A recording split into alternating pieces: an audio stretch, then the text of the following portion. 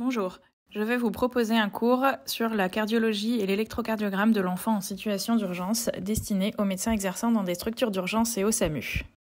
Pour commencer, il faut savoir que l'ECG normal de l'enfant présente plusieurs particularités qui le différencient de celui de l'adulte.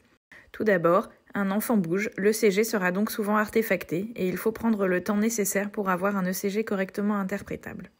Deuxièmement, l'ECG de l'enfant se modifie avec le temps. La fréquence cardiaque diminue progressivement au fur et à mesure que l'enfant grandit et que sa masse myocardique augmente. À la naissance, le ventricule droit est prépondérant du fait de la circulation fœtale pendant la grossesse, ce qui entraîne plusieurs particularités. L'axe du cœur est initialement droit à plus 90 degrés environ chez le nourrisson et se dévie progressivement à gauche du fait de la perte progressive de la prépondérance du ventricule droit au profit du ventricule gauche. De ce fait, on retrouve un aspect d'hypertrophie ventriculaire droite sur l'ECG du nourrisson avec des ondes R amples en V1, V2 et des ondes T négatives de V1 à V3, parfois jusqu'à V4. On peut retrouver cet aspect jusqu'à l'âge de 12 ans. Enfin, il faut noter que l'intervalle PR est plus court chez l'enfant que chez l'adulte, il est environ à 100 millisecondes chez le nourrisson. Plusieurs particularités sont spécifiques à l'enfant et ne sont pas pathologiques. L'arythmie sinusale est physiologique et est très fréquente chez l'enfant.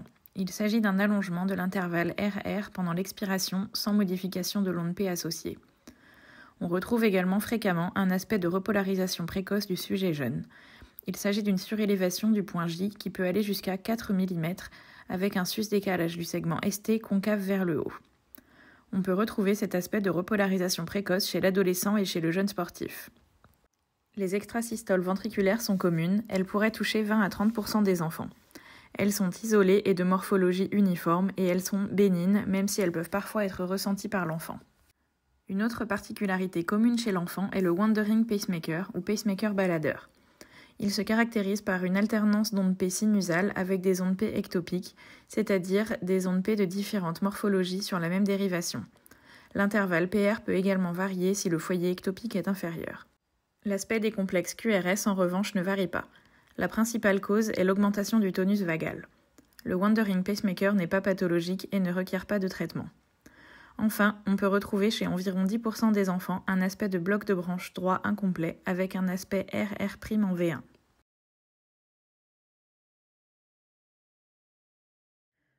On peut voir ici un exemple d'électrocardiogramme normal d'un nourrisson avec un axe droit, des ondes T négatives de V1 à V3, une onde R ample en V1, V2, V3, témoin de l'hypertrophie ventriculaire droite physiologique.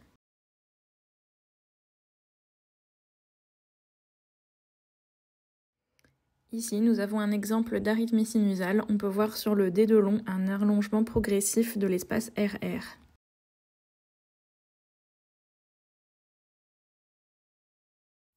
Enfin, on peut voir sur cet exemple un aspect de wandering pacemaker avec des ondes P sinusales et des ondes P ectopiques sans modification de l'aspect des QRS.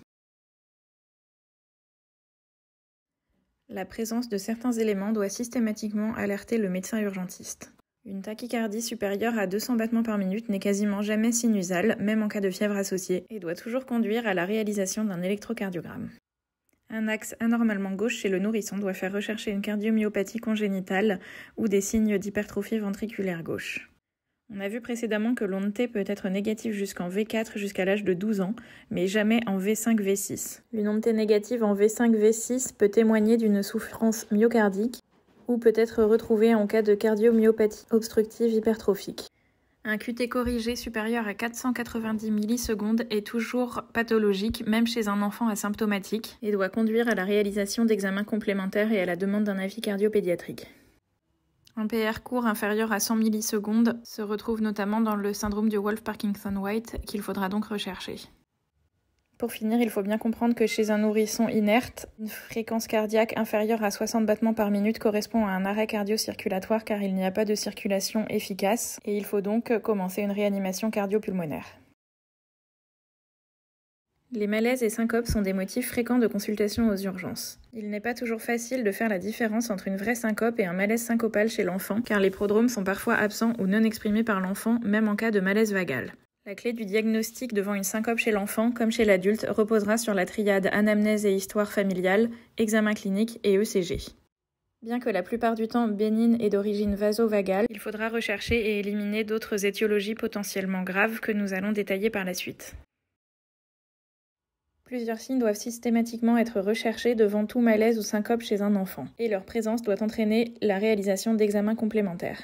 Une absence de prodrome, des palpitations avant la syncope, un antécédent familial de mort subite, une surdité congénitale, un examen clinique anormal et bien sûr un électrocardiogramme anormal doivent entraîner la réalisation d'examens complémentaires et un avis cardiopédiatrique.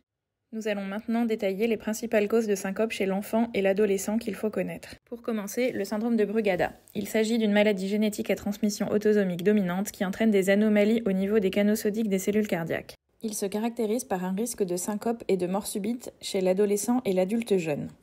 Il est rarement présent chez l'enfant, mais quand l'ECG est positif, les formes sont souvent très graves avec 50% d'événements ventriculaires par an. Certaines études ont également montré qu'il pouvait être symptomatique chez l'enfant en cas de fièvre. Les modifications ECG sont typiques avec la présence d'un sus-ST de V1 à V3.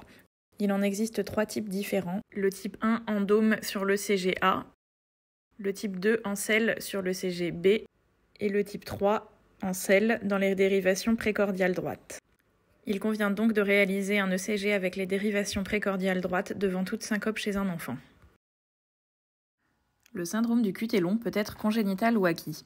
Comme chez l'adulte, il faut se méfier du QT long iatrogène ou par intoxication involontaire, par exemple l'enfant qui aurait mangé des antiarythmiques de sa grand-mère. Le syndrome du QT long congénital se transmet de façon autosomique dominante. Certaines études ont montré une association entre surdité congénitale et syndrome du QT long congénital. La recherche de l'histoire familiale est donc primordiale au diagnostic. Qu'il soit congénital ou acquis, il faut systématiquement le rechercher devant une syncope chez l'enfant car il est à risque de mort subite par passage en torsade de pointe ou en fibrillation ventriculaire. Pour rappel, l'hypokaliémie majeure l'UQT, il faut donc se méfier du QT long en cas de vomissement important dans un cadre de gastro-entérite aiguë. Le syndrome d'Andersen-Tawil est une forme particulière et rare de syndrome du QT long congénital et est à risque de tachycardie ventriculaire bidirectionnelle. Tout comme chez l'adulte, on utilisera le QT corrigé calculé avec la formule de Bazet ou la formule de Framingham. Le diagnostic peut être compliqué chez l'enfant. Il repose sur un faisceau d'arguments et on pourra s'aider du tableau ci-contre. Globalement, on peut retenir qu'un QT corrigé supérieur à 480 millisecondes, même chez un enfant asymptomatique, est toujours pathologique, de même qu'un QT corrigé supérieur à 460 millisecondes chez un enfant symptomatique. Il est le plus souvent associé à une bradycardie. Le QT long peut être fluctuant et l'ECG est parfois normal. C'est pourquoi, en cas d'anamnèse et de clinique très évocatrice, et même avec un ECG normal, il peut être intéressant de discuter avec un spécialiste de la réalisation de tests de sensibilisation. La tachycardie ventriculaire catécholergique est une maladie arythmogène génétique sévère et rare, avec une prévalence de 1 pour 10 000. Elle débute en général entre 7 et 9 ans. Elle se caractérise par des troubles du rythme ventriculaire polymorphes graves survenant à l'effort ou lors d'émotions fortes chez le sujet jeune induits par les catécholamines. Elle est à risque de syncope et de mort subite à l'effort par accès de TV polymorphe ou bidirectionnel, de fibrillation ventriculaire et plus rarement de TSV et de fibrillation atriale. Le CG de repos est normal. Le diagnostic de certitude repose sur la génétique. Il peut être orienté par l'histoire des malaises qui sont souvent confondus avec de l'épilepsie car se présentent parfois sous la forme de convulsions hypoxiques. Le traitement repose sur les bêta-bloquants et la mise en place d'un défibrillateur en cas de syncope à répétition malgré un traitement médical maximal. La TV catécholergique est une contre-indication à l'effort. Le syndrome de Wolff-Parkinson-White est caractérisé par la présence d'un faisceau accessoire ou faisceau de Kent entraînant une préexcitation ventriculaire. Les modifications ECG associées sont typiques. On retrouve un QRS large avec une onde delta ainsi qu'un PR court, parfois inférieur à 100 millisecondes. Les patients atteints du syndrome de Wolff-Parkinson-White sont à risque d'accès de tachycardie supraventriculaire par réentrée. Si une FA ou un flotteur se produit sur la voie accessoire, l'effet limitateur de fréquence de la conduction nodale auriculo-ventriculaire est dépassé et des fréquences ventriculaires extrêmement rapides en résultent avec un risque de déclencher une fibrillation ventriculaire et une mort subite. Les formes néonatales se présentent le plus souvent par des épisodes de TSV soutenus, souvent diagnostiqués dans un contexte clinique d'insuffisance cardiaque. Ces formes récidivent peu après 1 an de vie en raison d'une maturation du réseau électrique. Chez le grand enfant atteint d'un syndrome de Wolff-Parkinson-White, les accès de TSV sont souvent courts, spontanément résolutifs et bien tolérés. Si ces épisodes sont invalidants, on peut proposer un traitement de fond ou un traitement curatif par ablation du faisceau accessoire. En cas d'épisode de tachycardie mal tolérée, le traitement reposera sur le choc électrique externe. Il faut noter que la digoxine et les inhibiteurs calciques comme le verapamil et le diltiazem sont contre-indiqués dans les Wolff-Parkinson-White car ils risquent d'augmenter la fréquence ventriculaire et donc le passage en fibrillation ventriculaire. Le syndrome du QT court congénital est plus rare que le syndrome du QT long. Sa prévalence est inconnue chez l'enfant, il est rare chez l'adulte, mais il existe un potentiel biais lié au risque possible de mort subite inexpliquée dans la petite enfance, pouvant entraîner une sous-représentation chez l'adulte. Le QT court congénital est caractérisé par un QT corrigé inférieur à 340 millisecondes. Il peut se compliquer d'accès de tachyarrhythmie ventriculaire entraînant syncope et mort subite.